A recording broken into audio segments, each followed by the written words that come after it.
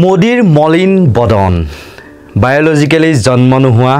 পৰমাত্মাৰ অৱতাৰ নৰেন্দ্ৰ মোদীৰ বৰ দুখ জয় হৈ যেন জয়ৰ আনন্দত মতলীয়া হ'ব পৰা নাই বিজেপিৰ ৰাষ্ট্ৰীয় কাৰ্যালয়ত বিজয় উল্লাসত এনেদৰে একেবাৰে হেমেকা কলিয়া ডাৱৰে আৱৰি ৰখা মলিন বদন এখন লৈ বহি আছে নৰেন্দ্ৰ মোদী ভাষণো আৰম্ভ কৰিলে জয় শ্ৰীৰামৰ পৰিৱৰ্তে জয় জগন্নাথ বুলি जय जगन्नाथ जय जगन्नाथ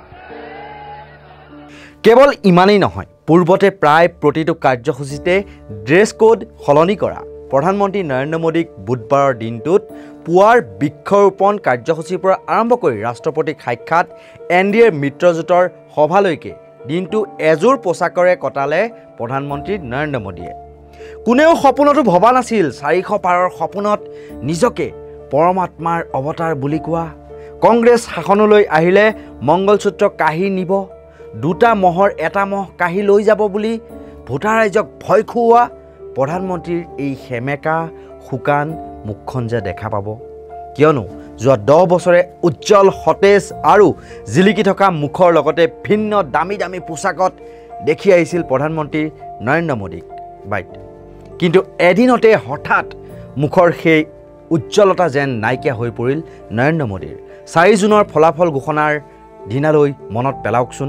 ৰাতিপুৱাৰ সময়ত অজয় ৰায়ৰ হাতত নৰেন্দ্ৰ মোদী 11400 ভোটত পিছ পৰি গৈছিল তাকো কংগ্ৰেছৰ প্ৰাৰ্থীৰ হাতত সকলোকে এই কথাই খন্তেক সময়ৰ কাৰণে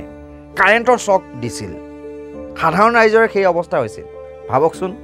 দিনটো মোদীৰ বন্দনা গুণানুকীৰ্তনত ব্যস্ত থকা গদি মিডিয়াৰ সেই এংকৰসকলৰ কি অৱস্থা হৈছিল যি গদি মিডিয়াৰ এক্সিট পোলৰ দিনা আনন্দ উল্লাসেৰে চিঞৰি বাতৰি পৰিৱেশন কৰিছিল আৰু তেওঁলোকৰ কথা কওঁতে হঠাৎ ফলাফলৰ দিনা উঠত কপনি উঠিছিল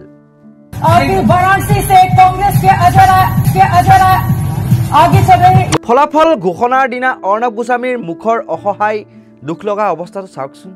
কি কৰিম কি নকৰিম কি যে অসহায় এইগৰাকী কেন্দ্ৰীয় মন্ত্ৰী স্মৃতি ইৰাণীৰ ঘমণ্ড কংগ্ৰেছক ইটিকিং কৰাৰ মোচন সৰু সৰু কথাকে ডাঙৰ ইছ্যু বনাই আঙুলি জোকাৰি কৰা অহংকাৰ সকলোৱে দেখি আহিছিল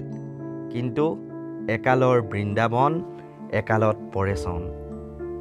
কিশোৰীলাল শৰ্মাৰ হাতত 1,67,196টা ভোটত পৰাজিত হৈ এনেদৰেই এমেনা খেমেনকৈ মলিন বদন লৈ তলমূৰ কৰি গাড়ীত উঠিলহি স্মৃতি ইৰাণী 240খন আসন পায়ো মোদীৰ মলিন বদন আৰু চৰকাৰ গঠন কৰিব নোৱাৰিও প্ৰায় 100খন আসন পায়ো কংগ্ৰেছৰ নেতাৰ মাজত উৎসাহ উল্লাস দেখাৰ কাৰণটো কি জানেনে প্ৰথমে এটা হিচাপ দেখুৱাই লৈছো এইবাৰ নিৰ্বাচনত নৰেন্দ্ৰ মোদীয়ে মাত্ৰ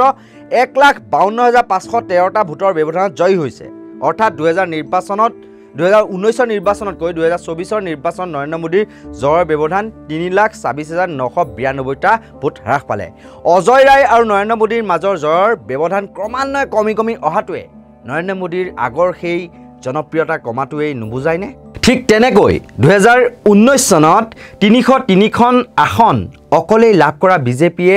কমি গৈ এতিয়া মাত্ৰ 240তে স্তব্ধ হ'লগৈ অকলে চৰকাৰ গঠন কৰিব পৰা মেজিক নম্বৰটো স্পৰ্শ কৰিব নোৱাৰিলে 272 লাগে 240হে পালে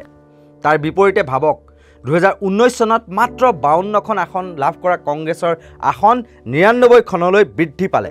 তেনেকৈ অন্য এক হিচাপ দাঙি ধৰো 2019ত এনডিএ পাইছিল 353খন আসন আৰু ইণ্ডিয়াই পাইছিল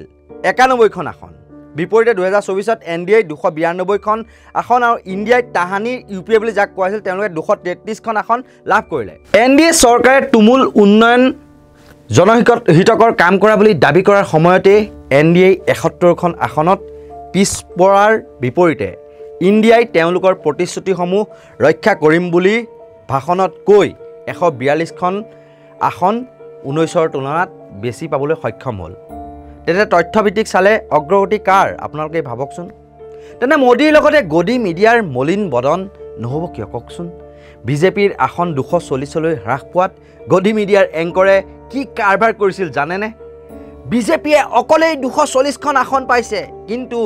ইণ্ডিয়া এলায়েন্সে 233খন আসনে পাবলৈ সক্ষম হৈছে বুলি চিঞৰিবলৈ এটা সময়ত আৰম্ভ কৰি দিছিল কিন্তু কিয় বিজেপিৰ 63খন আসন কমিল বা কংগ্ৰেছৰ কি কাৰণত পূৰ্বতকৈ 47খন আসন বৃদ্ধি পালে তাৰ চৰ্চা নকৰিলে গদি মিডিয়াৰ এংকৰসকলে এতিয়াও কিন্তু ধুৱলি কুঁৱলী পৰিৱেশটো আঁতৰা নাই চন্দ্ৰবাবু নাইডুৱে বিচাৰিছে হেনো গৃহ বিভাগ